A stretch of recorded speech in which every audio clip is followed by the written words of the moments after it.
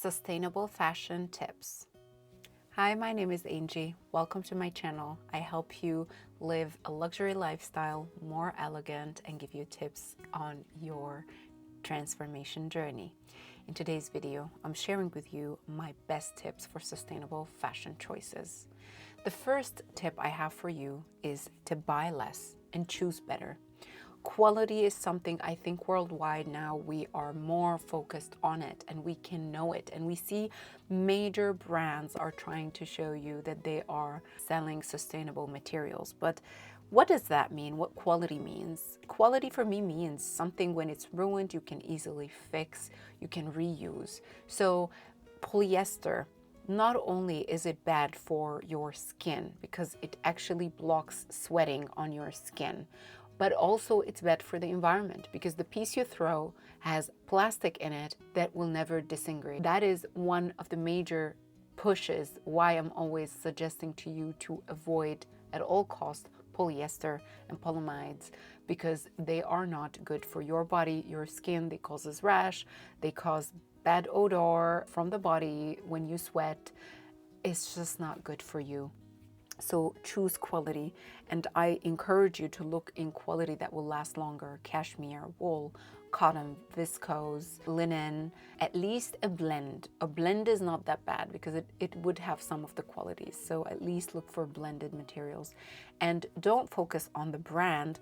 No, focus on looking at the label. I know it's not so much fun to go and not just focus on the item that you are going to buy, but in order to open and look at this tag, it really matters.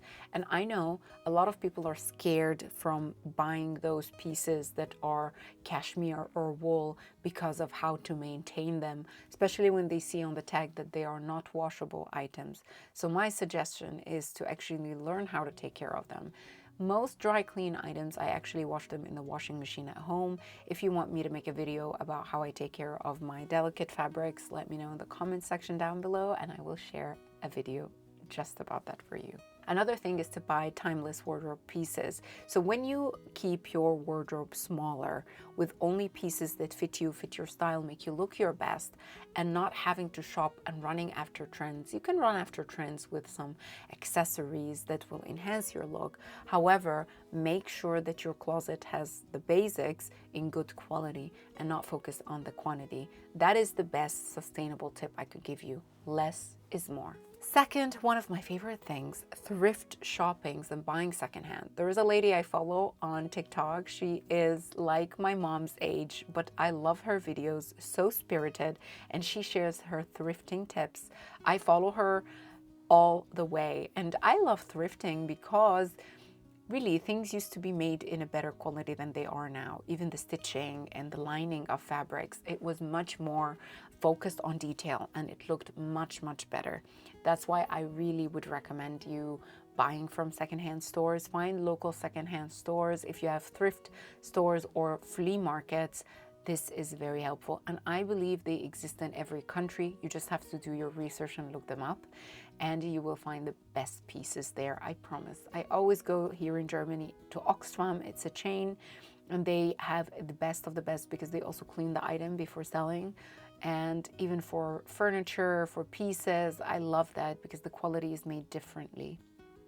So thrifting and buying vintage is the best. And also the dilemma of leather. I know leather and fur, people look at them really negatively, but I like you to be well educated on the topic. I love leather and fur. They really keep you warm. So you don't use them for fashion. If you use them for the usage it is for, they are the best materials. However, to shop them ethically and sustainably, do not shop them new and do not shop for their alternatives. PU, leather, is simply plastic. And it's not sustainable. It's going to start peeling and there is no fixing to it, unlike leather where you can always fix it because it's like skin and it doesn't die. So it will peel, and if you throw this piece, it will not disintegrate. This is why I always support, if you want to buy fur or leather, go to thrift shops and flea markets. A lot of people bought them back in the days, and it would break my heart to see an animal that suffered in vain.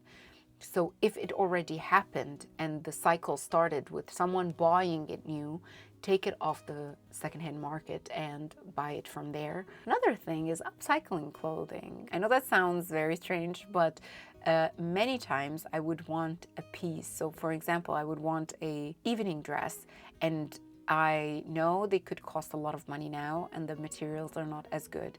So I would go to the thrift shop and find dresses that are plain, and I would take them as the base of the dress and then buy fabrics that are beaded or something different and add trims and add collars and do something to it to upcycle it and use it for a different purpose. This is always something you could do. You can buy items to turn them into lovely pillowcases and style them into bags. Upcycling is such a fun thing, and it could be a lovely project with your family. Also, you could upcycle stuff that were your mother's or your father's and you or your boyfriend's that they don't need, and that is, again, the more you can give life to an item, it's the best sustainable option if you save it from a landfill. My third point is care for your clothes. So if you really know how to care for your pieces that you own, this is the best way in order to keep the item living longer in the best condition.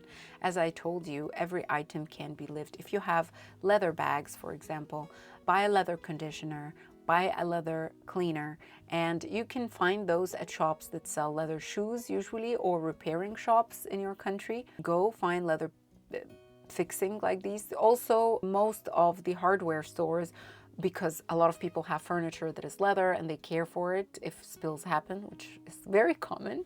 So in that case, that would be the best case scenario. Find a good leather conditioner and take care of your leather pieces. Learn how to protect your items with sprays that will protect them from water, for example, when it's raining where you are. So such solutions will make sure that you keep your items for longer and keep them sustainable. And that is the best way, giving a longer life frame to your items. So repairing rather than replacing. That's the slogan. Choosing sustainable fabrics. Also, this is something very fun. If you're into fashion and want to explore new items, eco-friendly materials in general is an important thing. There are new studies of disintegrating materials coming or fabrics coming from pineapple trees or from bamboo trees. This is if you are interested in buying something new, looking into this and looking at the sustainable fashion move is something that is going to help you. Sustainable fabrics, also natural materials, as I mentioned, very, very helpful and could be used. I also love initiatives. You know, I'm a big promoter of Via shoes, and they make their shoes out of plastic bottles. And I bought a lot of these shoes and I love them. So it's something that is important, supporting ethical brands and supporting sustainable fabrics made from recycled materials or such if you are into buying new pieces or looking for trendier pieces. Look for also where is it made.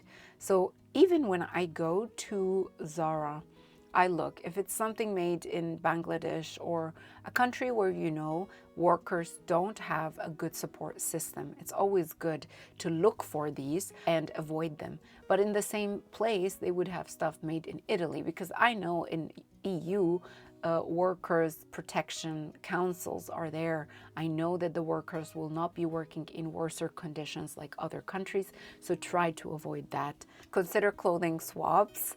I do that with friends. I do that with also family members. You can give away stuff that you're not using to them that have a value and ask them if they have something. You can make clothing swap party, by the way. People coming with their stuff that they don't need, and you have it as a fun get together. Actually, we miss this human interaction, but I believe sustainability fashion tips are a great way to bridge you into this movement. Have a minimalist approach to trends. Not every trend is going to fix your problems. You have to really detach your emotional attachment. Brands use emotional attachment when they're selling you stuff. So try to detach from that and really focus on the trend. Is it giving you value? Is it adding to you or not? Because that will be the most important thing. You can DIY the trends, by the way, from something you have old. Again, upcycling. I know that, for example, the big move of burgundy color, I mentioned that in my previous video about the autumn trends.